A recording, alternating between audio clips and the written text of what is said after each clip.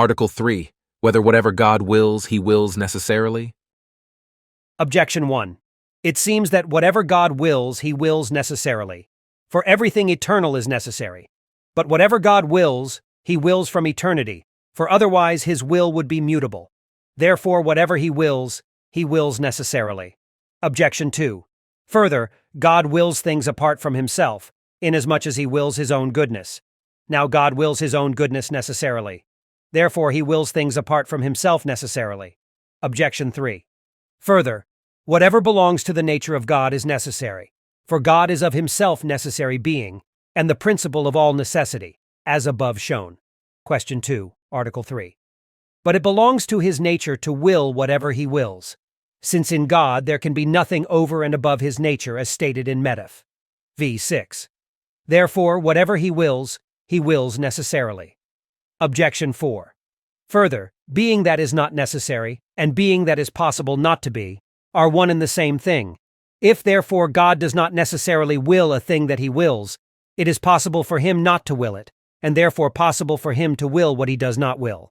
And so the divine will is contingent upon one or the other of two things, and imperfect, since everything contingent is imperfect and mutable. Objection 5. Further, on the part of that which is indifferent to one or the other of two things, no action results unless it is inclined to one or the other by some other power, as the commentator, Averroes, says in Physics 2. If then the will of God is indifferent with regard to anything, it follows that his determination to act comes from another, and thus he has some cause prior to himself. Objection 6. Further, whatever God knows, he knows necessarily.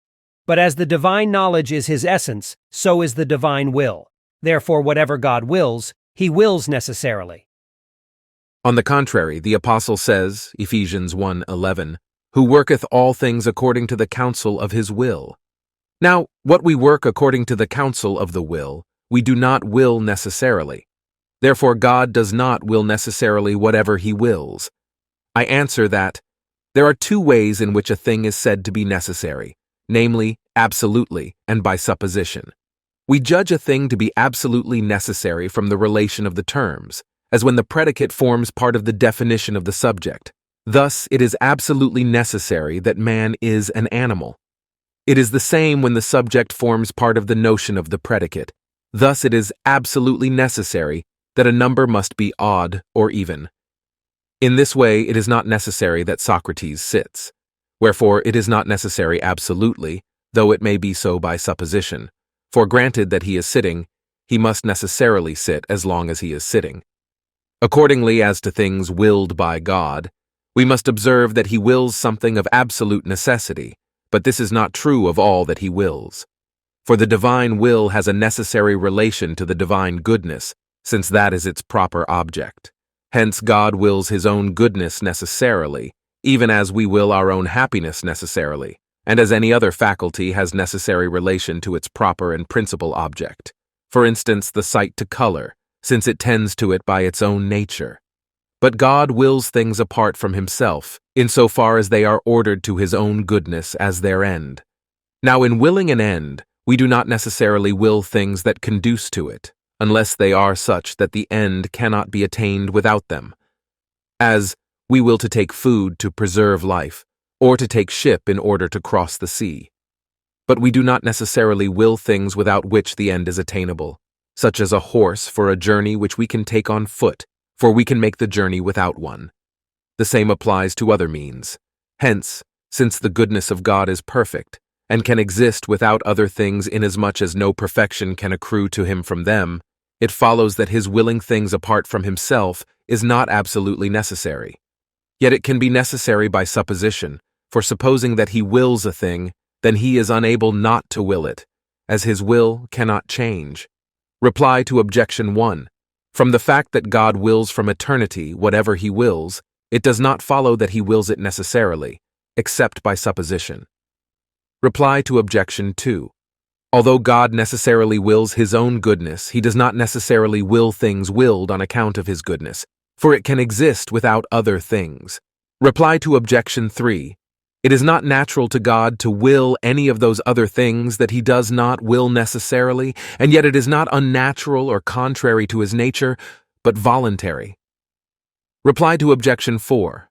Sometimes a necessary cause has a non-necessary relation to an effect, owing to a deficiency in the effect, and not in the cause.